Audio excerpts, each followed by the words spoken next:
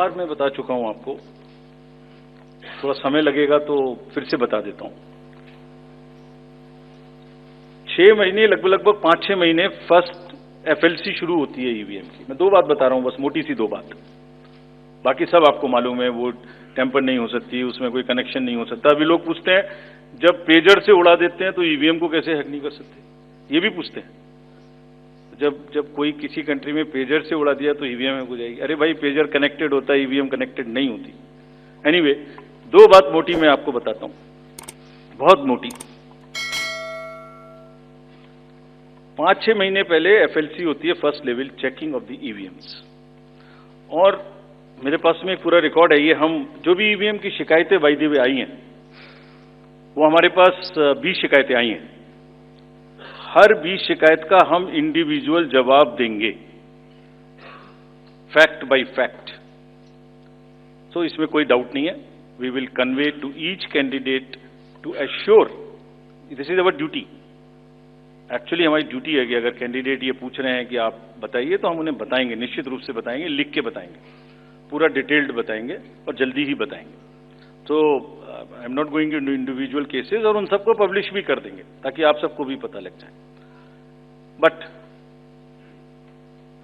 First level checking, randomization, second randomization, storage में रखना, storage से बाहर निकालना, कमीशनिंग करना, कमीशनिंग के बाद वापिस स्टोरेज में रखना, फिर उसको पोलिंग डिस्पर्सल के दिन ले जाना, फिर उसको बूथ पे पहुंचाना, बूथ पे पूरा दिन वोटिंग कराना, फिर सील करना, फिर वापस स्टोरेज में रखना, फिर काउंटिंग के दिन निकालना, फिर पूरे दिन दिखाना। इसमें हर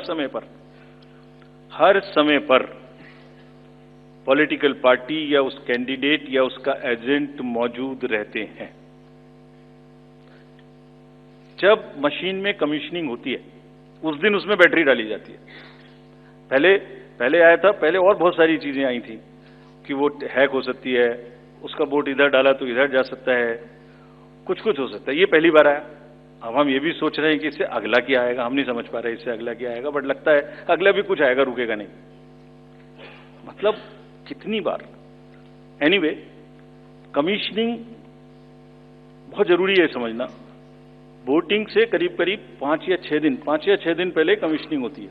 5-6 दिन पहले उस दिन मशीन में सिंबल पड़ते हैं। तो अब मशीन में अभी तक नई बैटरी उस दिन एक डाली जाती है,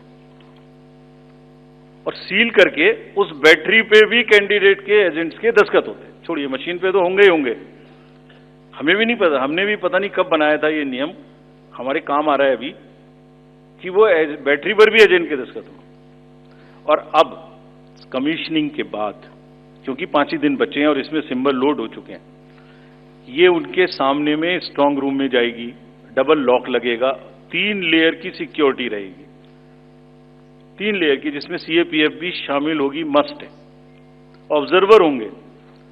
उसके बाद जब वो पोलिंग के डिस्ट्रीब्यूशन के दिन निकलेंगी, उस दिन फिर यही प्रोसेस होगा।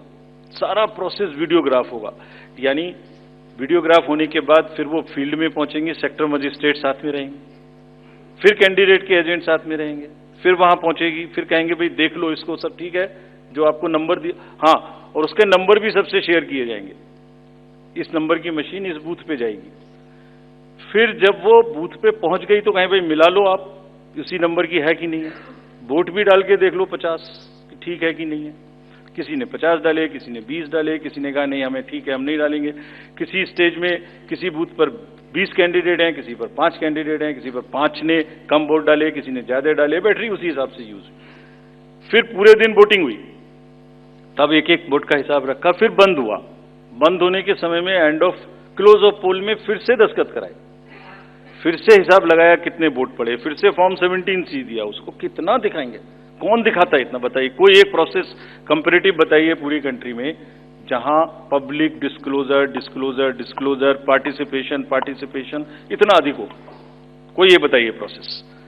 उसके बाद में बंद करने के बाद में उसको स्ट्रांग रूम में बंद किया, फिर काउंटिंग के समय निकाला तो एक बैरिकेटिंग लगाई, उस बैरिकेटिंग के बीच में से जाएंगे, इधर उधर से नहीं जाएंगे ताकि कोई मिक्सअप ना हो। अच्छा, मिक्सअप कैसे होगा, वो नंबर हमने आपको दिया हुआ है। जब काउंटिंग में पहुंचे तो फिर कहें भाई चेक कर लो, फिर 17C से चेक कर लो, round wise round this is happening. And there is a provision for objecting to any of the issue relating to this at any stage, which has not happened. So